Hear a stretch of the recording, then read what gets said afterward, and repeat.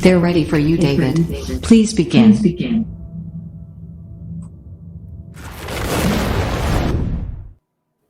Well, good morning. All right, so we have joining us this morning as part of the queue, part of the panel.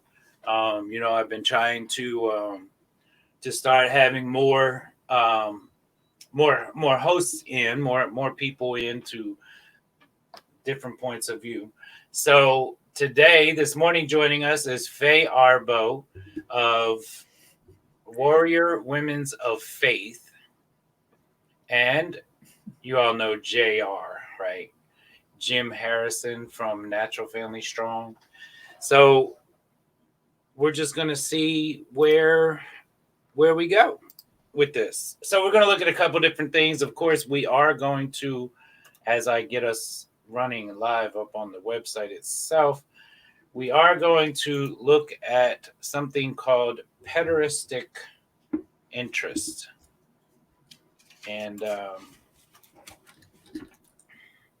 this may be a little disturbing for some people, but one thing I want us to remember and to understand as well is that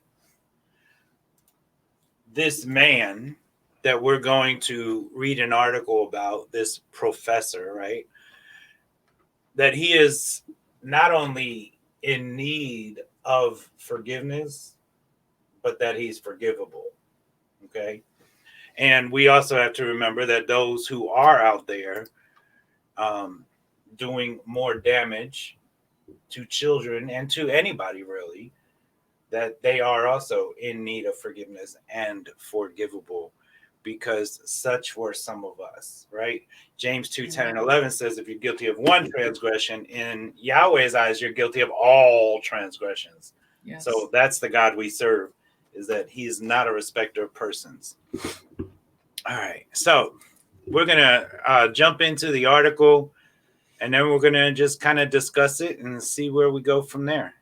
I'm also eventually this morning sometime we're going to show some reminders of what happens within this LGBT movement, what happens at the parades. We're going to show some visuals that usually tend to tick some people off. So, just be prepared. All right. So this man right here is not only forgivable, but in need of forgiveness. Professor argues it should be legal for grown men to have sex with children. Let that sink in. Austin, Texas. Just remember, these people teach your children. University of Texas at Austin, Professor Thomas Hubbard is pretty much a whack job. Now, I'm just going to read the article, okay? I didn't write the article because, we may think. Anyway, have you heard about pederastic intimacy? Well, neither have we. You're about to learn more than you probably ever wanted to know about this phenomenon. Hubbard has written about pederasty, which was a prominent social phenomenon in numerous ancient Greek cultures, where men and boys had relationships, in this case, sexual relationships. Hubbard has written that contemporary American legislation premised on children's incapacity to consent to sexual relations stems from outmoded gender constructions and ideological preoccupations of the late Victorian and progressive era. Let us translate that. He thinks that it should not be illegal for people to have, I'm not even going to use the word intimate because intimacy is not sex. So he thinks that it should not be legal for people to have sexual relationships with children.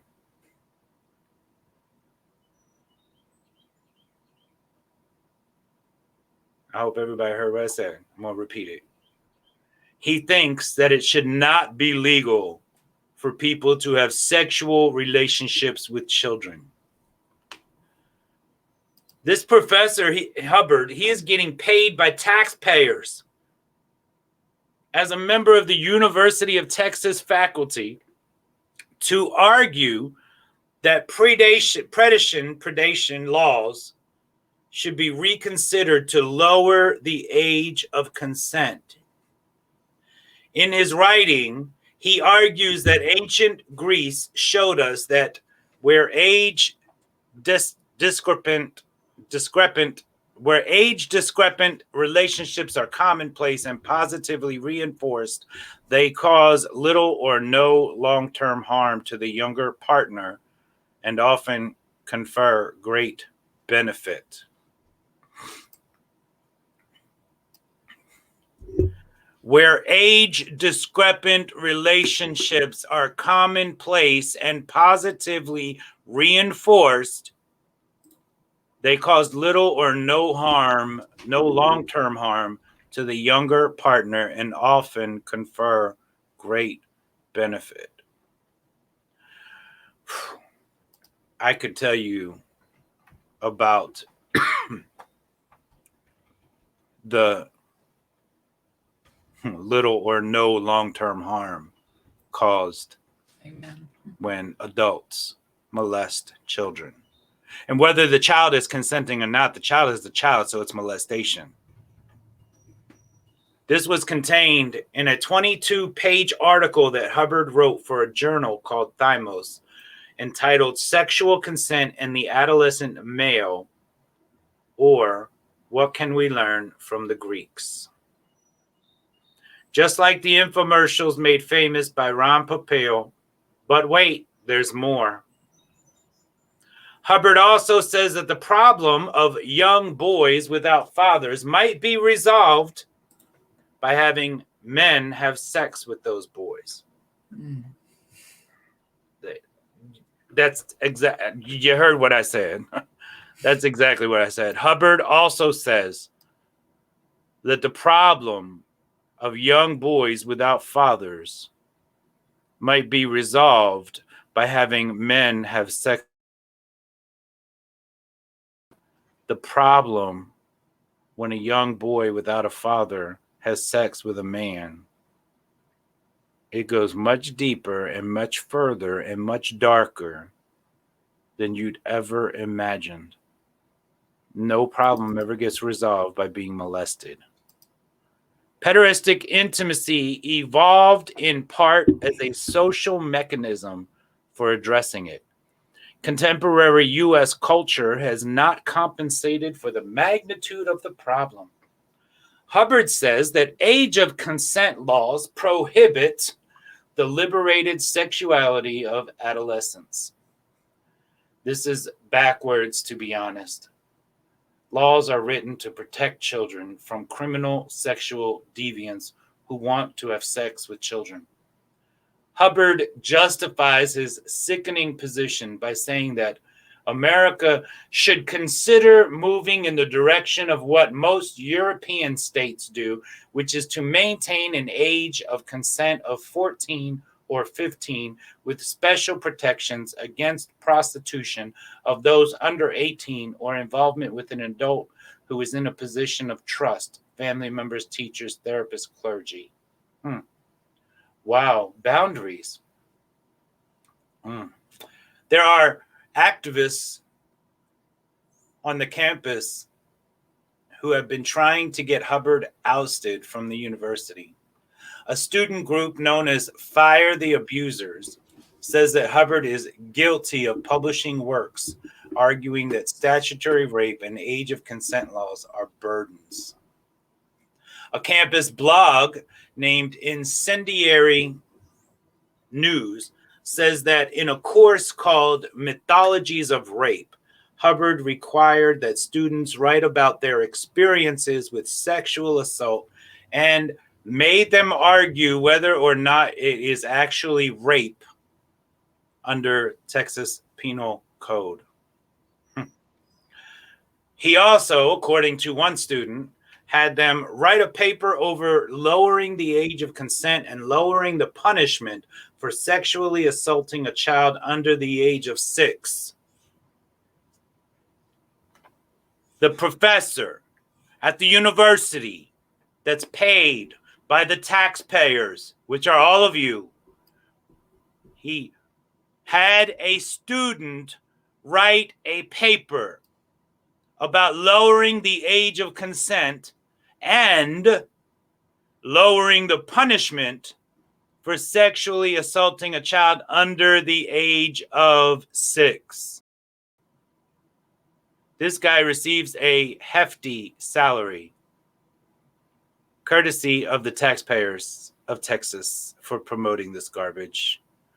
Enter the SICK group, NAMBLA, North American Man-Boy Love Association, which is a pro-pedophilia and pro-pederasty organization. Yes, these organizations do exist. Another one is called MAPS, Minor Attracted Persons. MAPS has actually been marching in the LGBT pride parades as well. And to think the NRA receives so much hate. NAMBLA, North American Man-Boy Love Association, thinks that Professor Hubbard is a great guy and in fact published Greek Love Considered, a collection that examines the history of ancient Greek homosexuality and features articles from various scholars, Hubbard included. Hubbard says that he does not endorse NAMBLA's idiosyncratic approach to legal reform, nor does he share the sexual orientation of its members. But he definitely shares the same warped idea of sexual exploitation of children. Pro-pedophilia sites love Hubbard. The website BoyChat, a pro-pedophile message board, described Hubbard as a great man, fearless on speaking out against today's phobic persecution of boy love. Yeah, this is real, folks. BoyChat, a website. It's a pro-pedophile message board.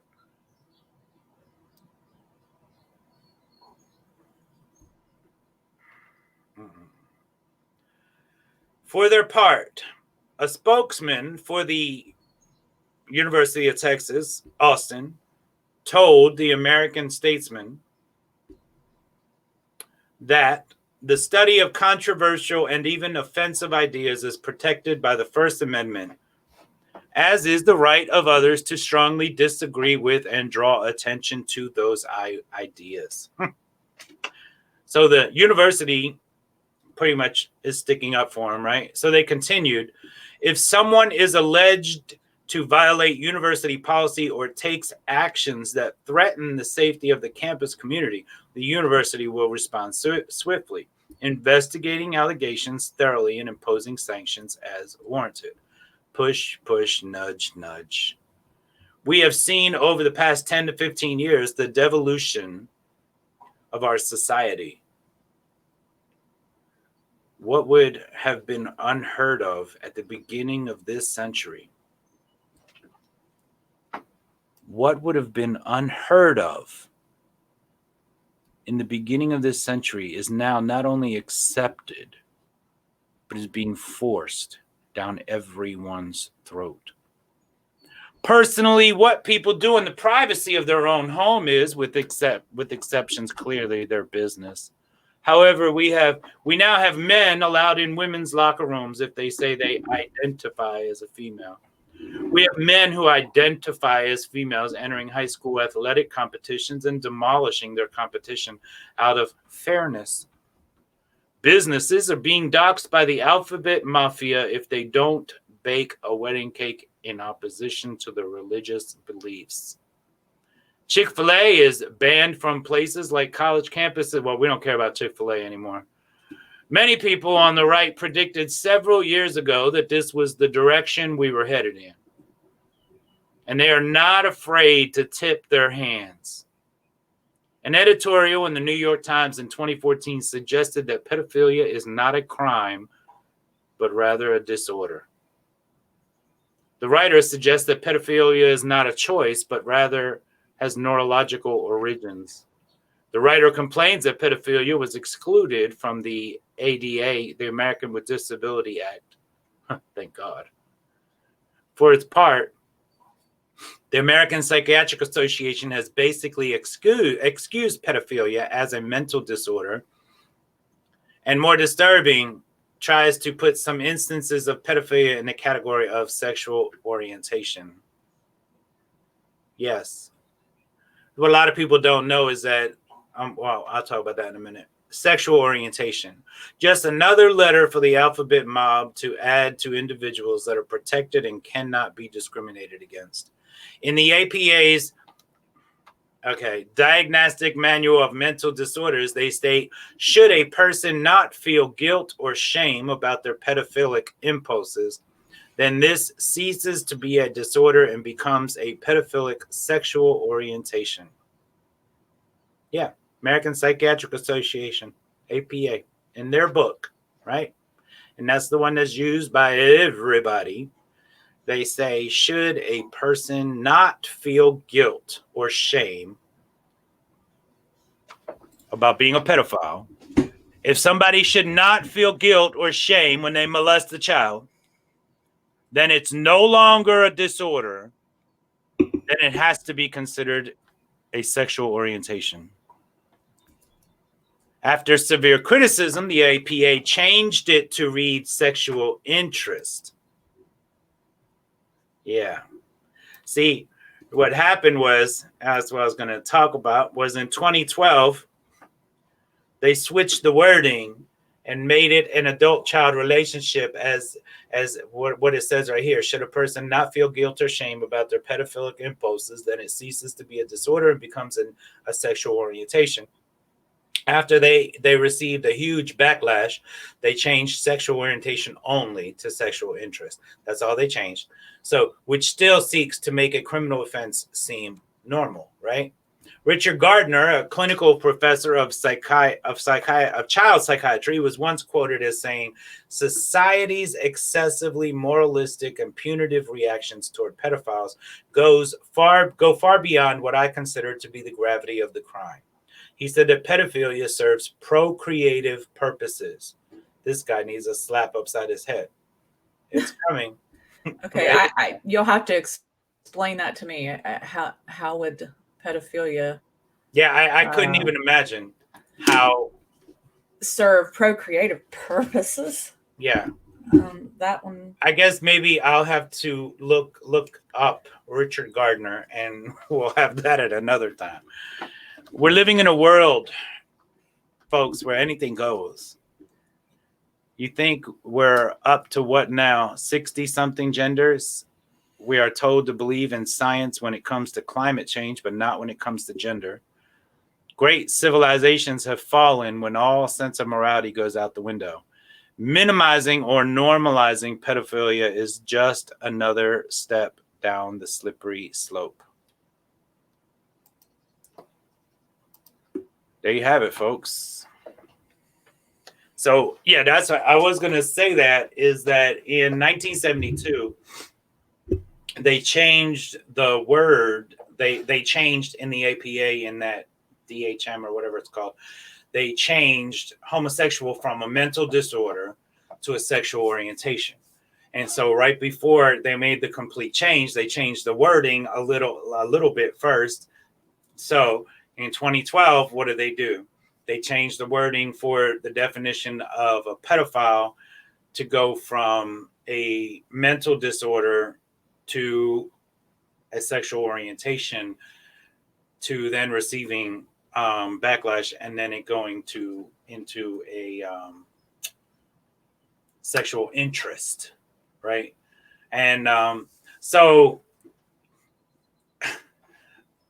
I wonder how many pedophiles right now are in prison that I could go visit and tell them that they didn't commit a crime, they just have an orientation or an interest, and that they shouldn't be arrested for their interest, right? We don't get arrested for our interests.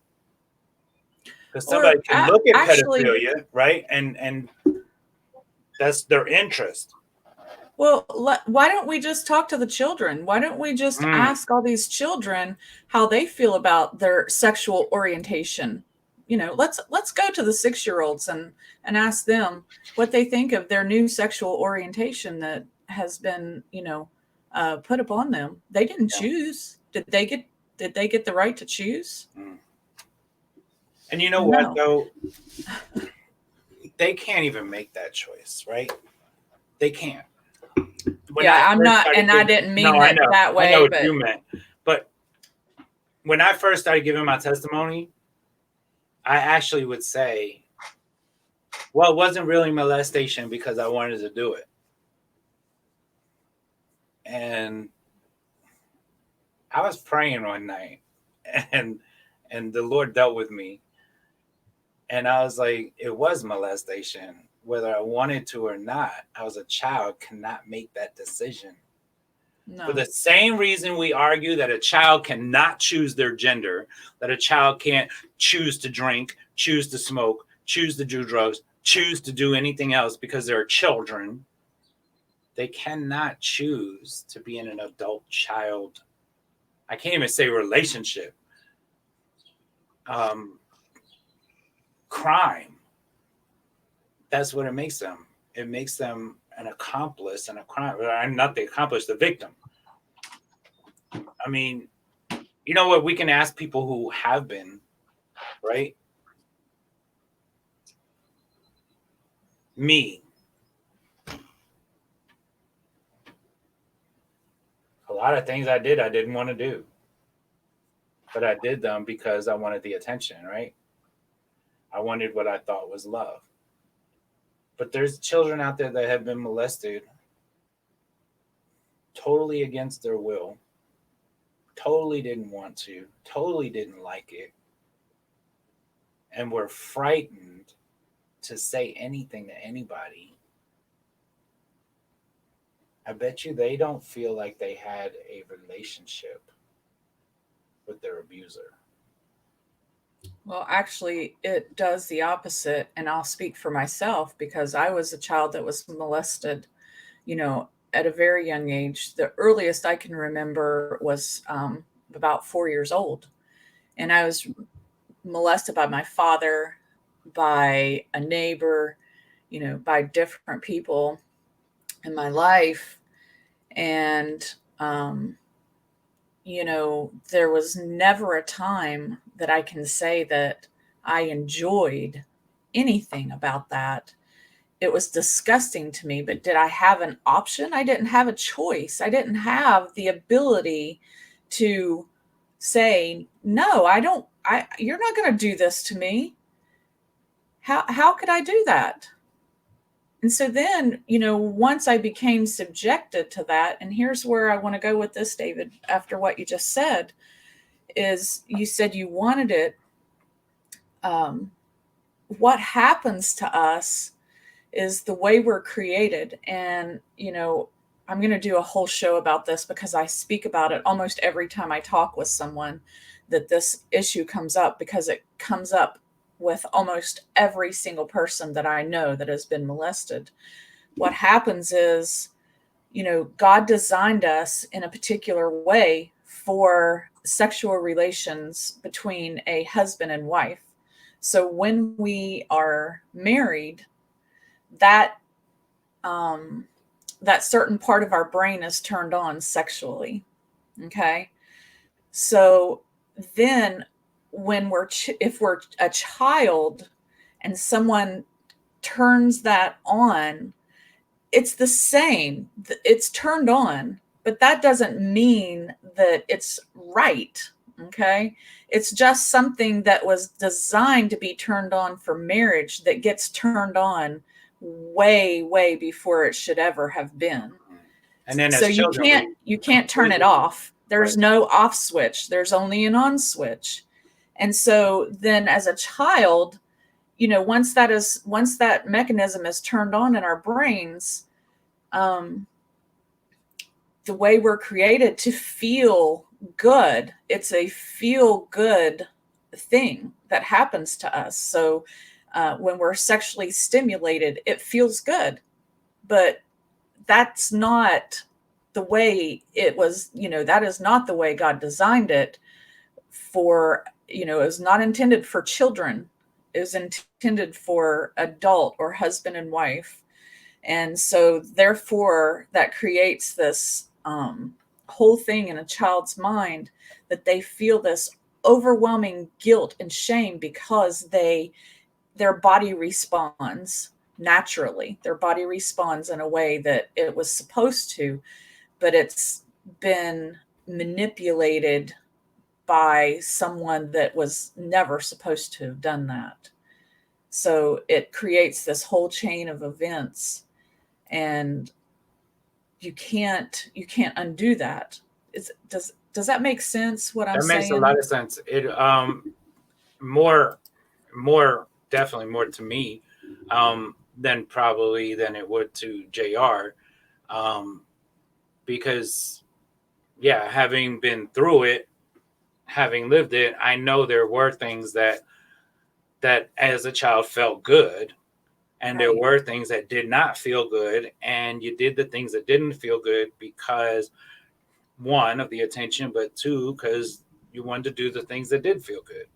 Right.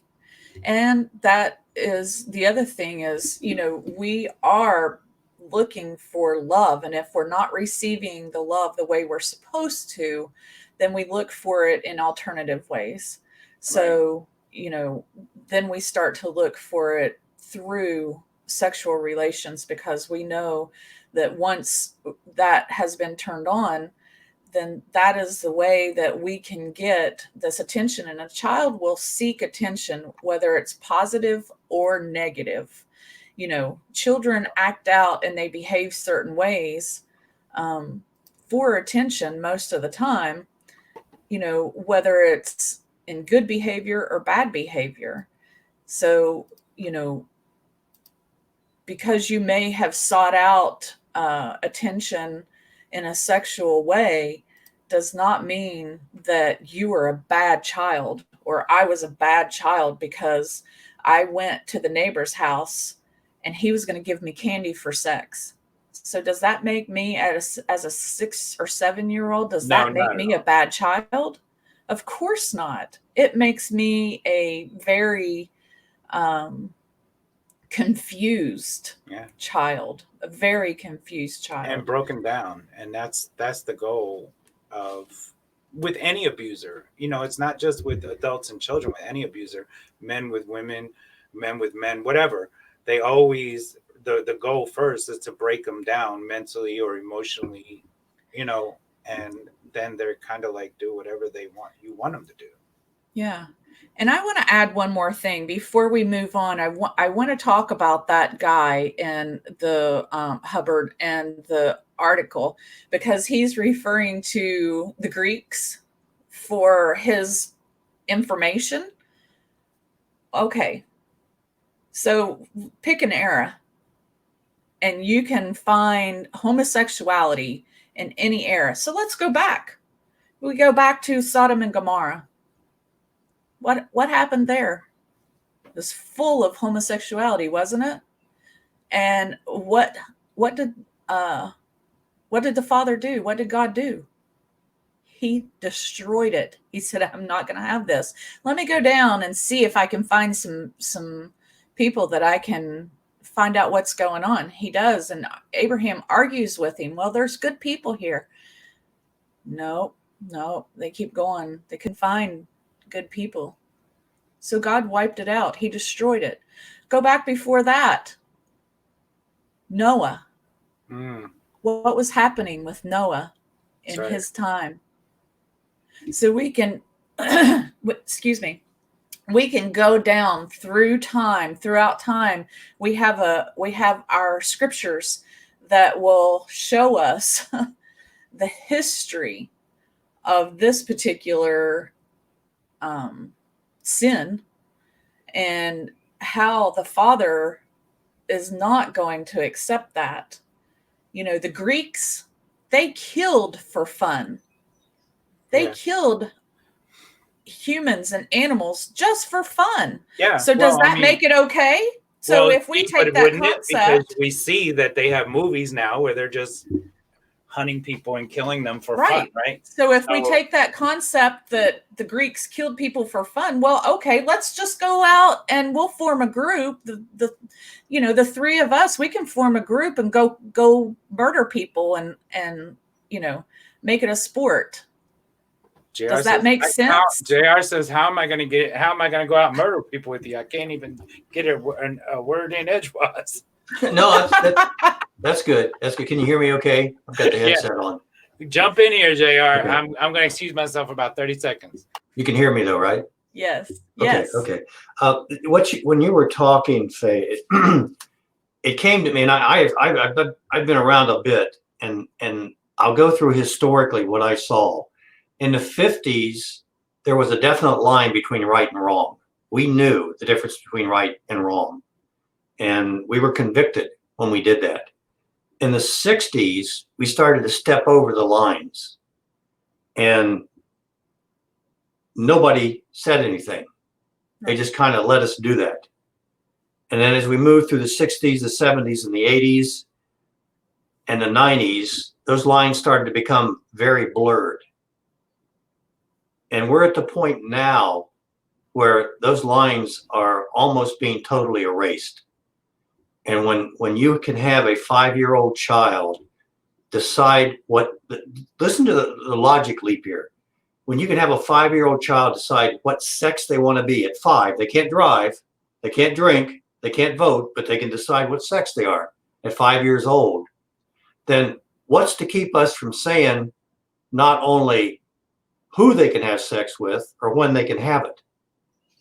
Does it not logically follow? If they can if you can make a decision about what sex you're going to be, then when you have sex or who you have it with doesn't really make any difference, does it? Right. And this is, and I suppose the next step would be the bizarro world where wrong is right and right is wrong. And then you get into that Sodom and Gomorrah sort of situation that you were talking about. This is really, really scary, what we're going through right now.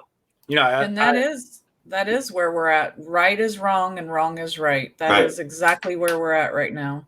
So I'll address one of the questions. What about the pastors that are gay and leading congregations? One, they're not pastors, and they are not leading congregations.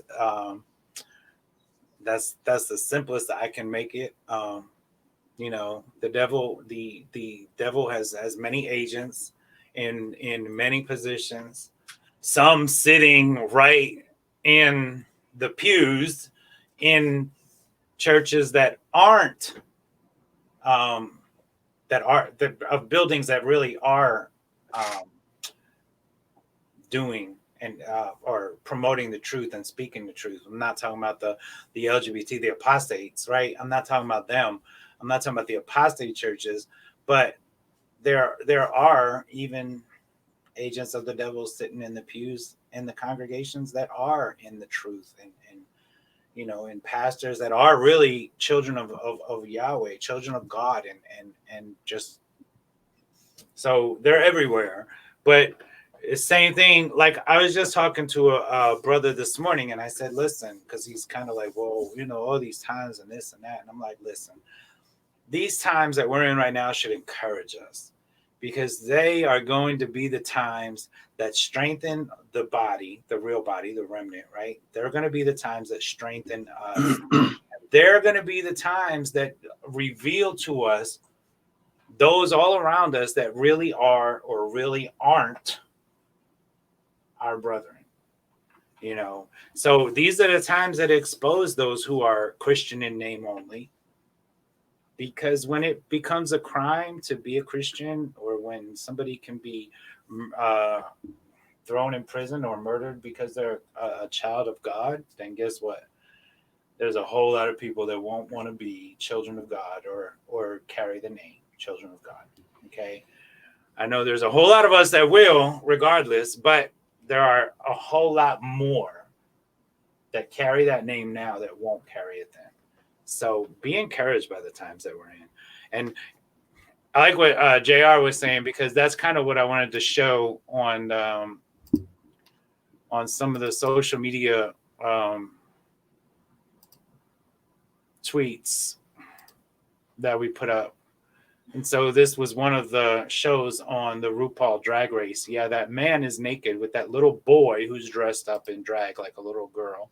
And this kind of goes to what JR was saying. Mom, I want to drink. No, you're a kid. I want to smoke. No, you're a kid. I want to vote. No, you're a kid. Hey, I'm really a girl. Okay, great. I have some estrogen in the cabinet, and let's get some surgery scheduled because it's important.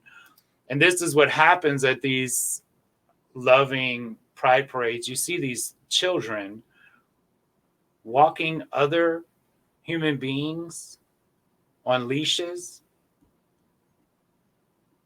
And do you wonder why we have such a desensitized, unemotional, cold people out there, cold, especially youth? Why the college campuses are full of people who think that Professor Hubbard is a wonderful and amazing? This was 2 years ago. Desmond Naples, he started a dating website for trans children. And that should be the fear right there, right?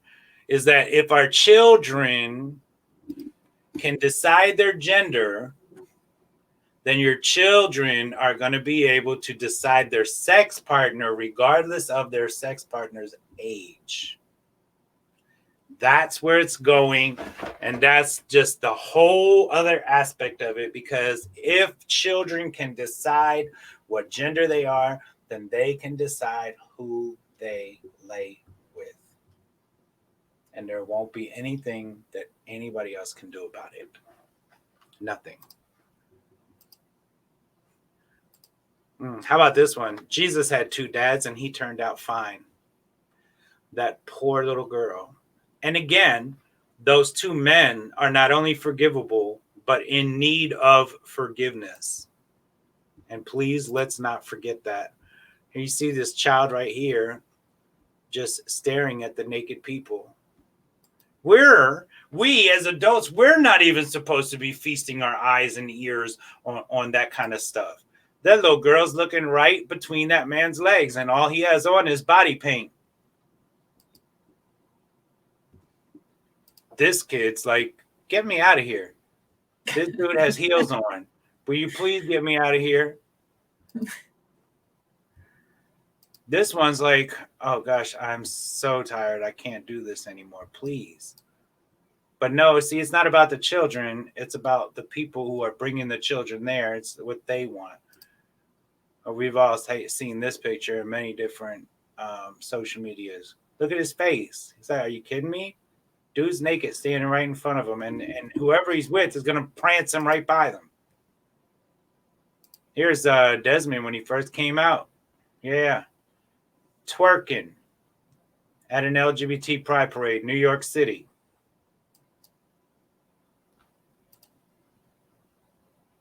Yeah, this is what happens, folks.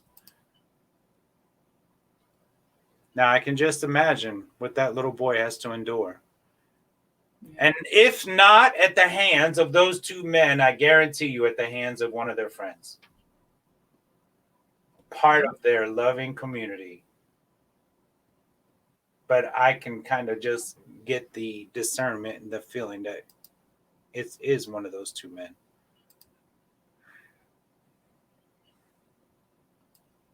This is what we have, folks.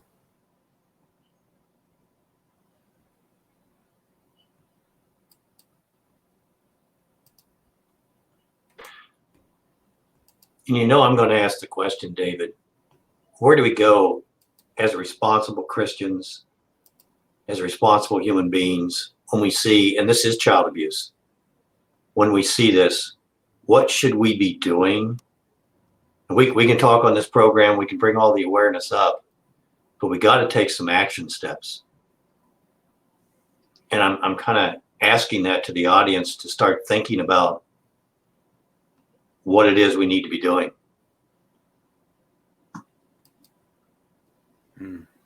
You know, how bold is that? We recruit. You know, I just have to say the same thing I say all the time, JR, is that we have got to because it is child abuse, right? We have got to stay focused on our commission, because our commission is our commission. Now, yeah, we all have different methods and functions, right? Same call. We understand that. But our commission is our commission. It's our only commission, and it's twofold: evangelize, disciple. So a lot of people are focusing on trying to put the fire out, right? We're not called to put the fire out. We've never been told to put the fire out. We've been commissioned to reach into the fire and yank people out, whether we get burned or not. That's the problem, is many people don't want to reach in the flames because they're afraid to get burned. So, and many people don't even want to have to deal with other people. And they definitely don't want to have to argue and fight and fuss with other people, right? And hurt other people's feelings, have other people get angry at them, because it's all about our thoughts and our feelings and our emotions. And, oh, what happens if my son leaves and never comes back? Well, what happens if he don't? His fate is going to be the same either way, right? And so, yeah, when we go to I don't do anything different when I go to the parade and I see the babies. And so every now and then I will speak up, and I'll speak to the parents, and I'll let them know what I know from my experience of what happens in that community and what happens to children in that community. When I start talking about the children that I've seen lured in and seduced and used and passed around and profited off of, and then tossed out into the street like garbage. And then I watched those children over the years, how they became drug addicts, and how they got into prostitution, and then how they got into the porn industry and sex trafficking. And it's a vicious cycle, and it goes around and around and around, and it's been going around for 1,000 years plus, right? And it's just getting worse. I say the times that we live in should encourage us, but one thing I can't stand is when I hear the people, oh, Lord Jesus, hurry up and come. Please come, Jesus. I'm like, no, what is wrong with you? You don't want that. You don't want that. I'm like, no, that's like such an easy, selfish solution. But it's not a solution at all, because there's a whole lot of people out there that need to know him, right? And there's a whole lot of people out there that are starving for truth. And there was a comment on one of the YouTube videos this morning that I was like, yeah, well, that's spot on, because I think like mostly the other night or the other day last week, I think, when it was about 4 of us on and we're talking, and mostly a lot of us were talking about biblical responses, right? And that's why I stress so much the word, right? The Bible that we know as truth, right? We know it, we believe it, it's truth. Why? Because it's the word and it's truth. If we believe that, why don't we believe what it says when it says that the natural man receives not things of the spirit? And so why do we keep trying to feed the natural man spiritually instead of feeding the natural man naturally, right? And so the comment was spot on, and it was from my brother Andrew, and it was just really spot on. And I'm actually looking for it so I can read the comment, but that's why I stress that point so much. I stress that so much because of the fact that it's so important that we know that we need to reach people on level ground, on their ground. See, preaching the gospel doesn't mean going out and preaching scripture. Preaching the gospel means preaching the good news, right? So how do we reach people? It doesn't take an ex-homosexual to reach a homosexual, because the man that reached me, he wasn't an ex-homosexual. He just kind of matter-of-factly told me some truth that kind of offended me and hurt my feelings, right? But it was the relationship that he established. And okay, so the comment says, as compelling and as true as our biblical arguments are, we're going to need non-religious arguments in addition. I don't like the idea, and I don't think non-biblical arguments can compare, but if we don't utilize some, we're going to get brick walls from the get-go from some of these non-believing naysayers. And that's the truth. And every What time, did Paul say? Paul said, I became all things to all people. Now, that doesn't mean that he compromised his standards or his beliefs, not at all. because he held true to that, but he met them where they are at. He went to them. And the thing I would say, JR, is, and to the people out there that are asking this question, because this comes up quite a bit, pray. Start out by praying and asking the Father to show you specifically, what can I do? What can Faye Arbaugh do? What is it that she can do to help this particular situation? If there's somebody you know, get on your knees and start begging the Father to show you. Fast over it. And I guarantee you that he will show you some way that you can help, that you can be a part, that you can start getting involved and doing something. Yeah, I mean, Faye and I talked about this yesterday, because I was like, gosh, in the beginning, I used to beat some of the people up. Like, I mean, just even the people that are coming out, that are, when we were talking about people who have come out of the LGBT movement, right? And so I used to beat them up because they weren't there yet, right? And who am I to decide how fast they're going to get there or not, right? Because I'm not. So right. Everybody does it in a different manner. Yeah, there are some ways that I say anybody that goes out with my ministry will not do it. We don't take Bibles with us in the street, right? I have Bibles available in my vehicle for those who do want a Bible, right? But we don't take Bibles out in the street with us, because guess what? The natural man receives not things of the Spirit, and we're trying to reach the natural man, right? Right. Because if God has already caused the increase in somebody, then, and they're becoming spiritual man, then that's a whole different ballgame. That's discipling, right? And so that's why we're talking about evangelizing and discipling. And if you're not going to disciple, then you don't need to be out there evangelizing. So, you know what? Does anybody like to be told what to do? No. And I'll be the first to tell you, that if you come to me and you start telling me you need to do this, this, and this, or you're going to hell, I'm going to be like, whoa, wait a minute. Yeah. Goodbye. Yeah, I don't want that. Don't come to me that way. That is not the way I respond. That is not the way, because I'll be rebellious. I'm rebellious. I have a rebellious spirit. I always have, and I've always had to learn things the hard way. I'm sorry, but that's just the way it is. And I'll admit it. I know how I am. And, let me make the decision. You can give me the tools. You can give me or show me, do you know that the scriptures say that we can win people without a word? That's right. Whoa. Word, deed, how do you do and that? Action. That's right.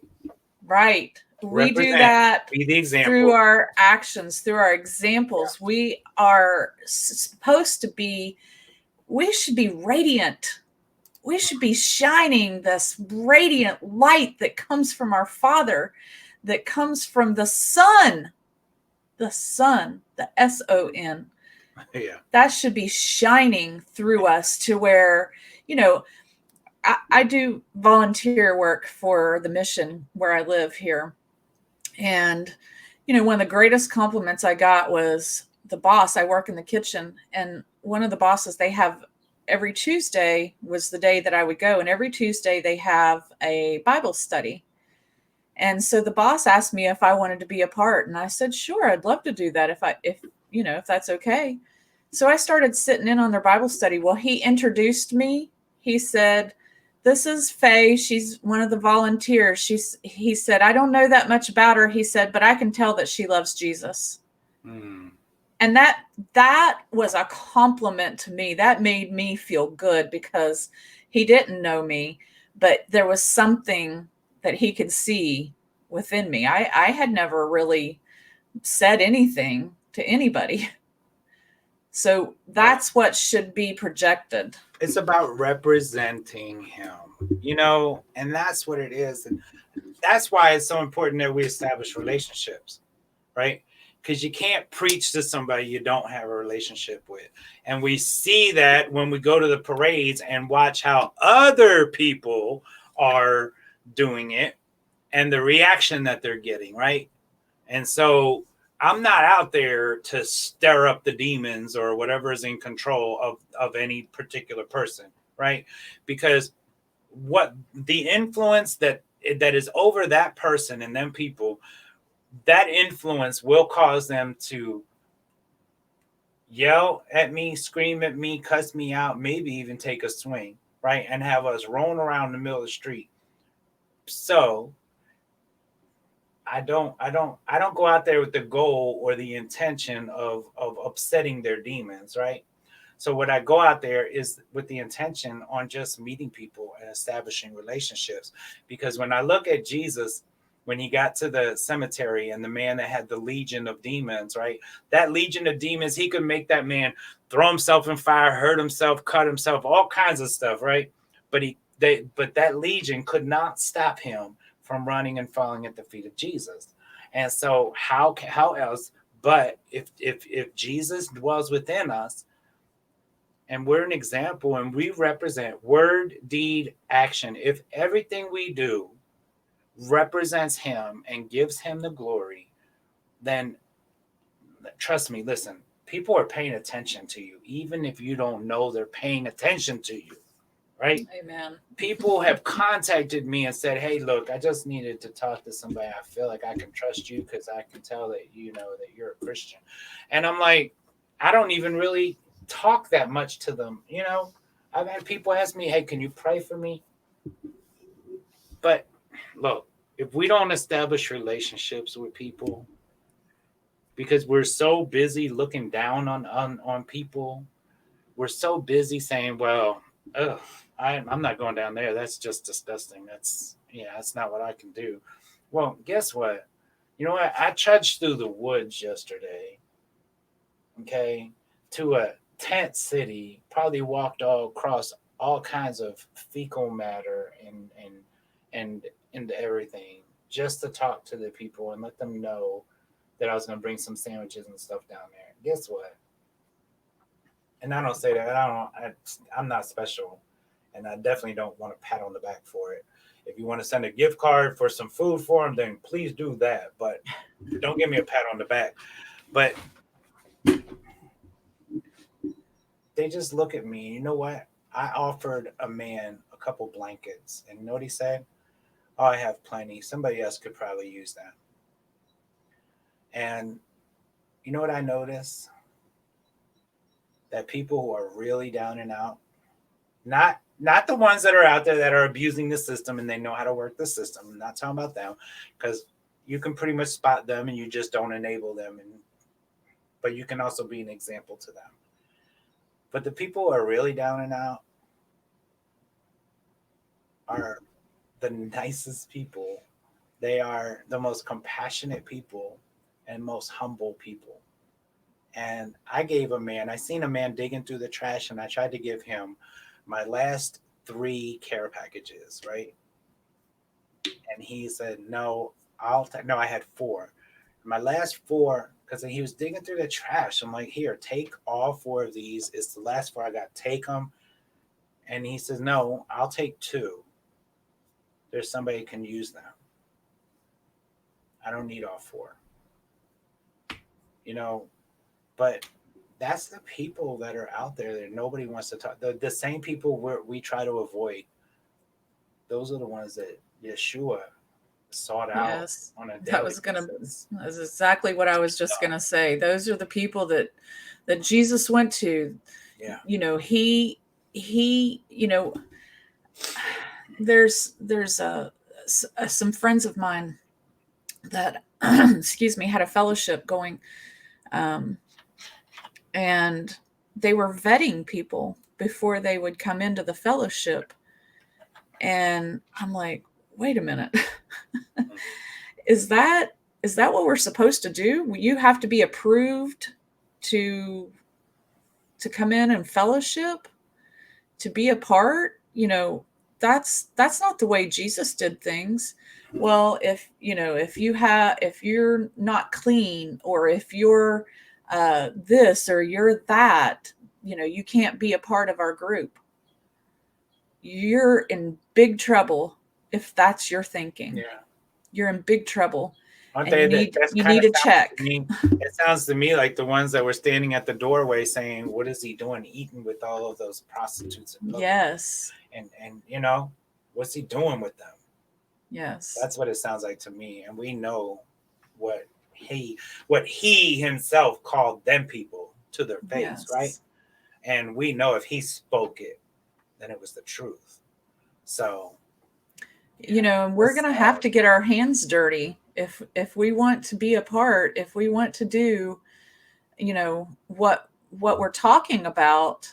We're going to have to get down into the trenches and you're going to get look. and you could get hurt. You could get hurt. Yeah. But is that, like, all I keep in my head is that person's soul worth getting hurt? Absolutely, because this is a physical body. Who cares, right? It's a physical body. Who cares? I have spiritual eternity. I mean, who cares about this physical body if it gets burned or hurt or hit? When I was in Atlantic City last year and I got maced, and that was on the Friday night. It was my 3-day ministry. And so on the first night I got maced, spent that night in the ER. And then I went back to the hotel, and I was all day Saturday. I was taking milk baths and pouring milk all over my face and down my throat. And one eye was swollen shut, and my whole face and my throat was burning. Could hardly breathe. I just couldn't get it together. But I went back out Saturday night, and one of the drag queens that I was talking with the night before, who had left before I got maced, he said to me, "Why would you come back out here? Are you a glutton for punishment?" And I said, "No." I said, "This is the way I look at it. If I'm willing to reach into the flames to yank you out, then I better be willing to get burned, right?" And that spoke so much to him. And he told me, he said, "I've never in my life met anybody that said something like that to me and that touched me so deeply." And that's because it's the truth, and that was Jesus, right? It's, if you're willing to reach into the flames, just be willing to get burned. And well, I've been studying about Daniel. And actually, that's an episode that we're getting ready to do with Torah Town. So I've been writing the script and studying those scriptures. And, those 3 boys were thrown into the fire. The 3 Hebrews were thrown into the fire. But it wasn't until they were in the fire that Yeshua showed up on the scene.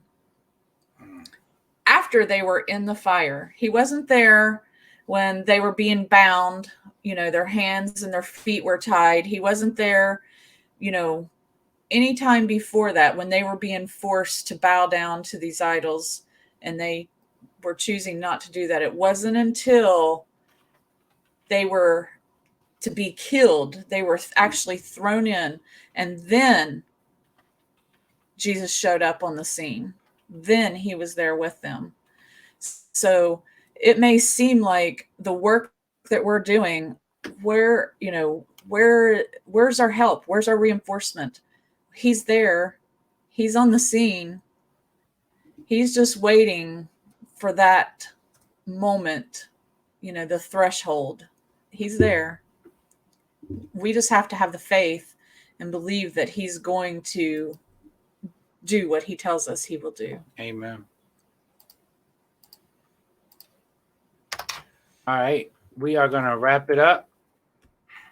So I wanted to say our two of our special guest hosts today were Faye Arbo, warriorwomenoffaith.org. That's www.warriorwomenoffaith.org. And also Jim Harrison at naturalfamilystrong.com. That's www.naturalfamilystrong.com. And I thank you guys for taking an hour out of your day instead of our normal 30 minutes. But I'm sure we could probably go on for a couple more hours. But Lord willing, I'll see you all in the morning. And who knows? Maybe Faye will be with us tomorrow. Maybe JR. Maybe both of them. Maybe somebody else. Maybe somebody else's. Who knows? We never know until we go live. So thank you, Faye. Thank you, JR. I love you guys. Thank you. It's a pleasure. Thank you all so much for joining us and just for being a part of the body, right? And I love you. And peace. And we're out of here.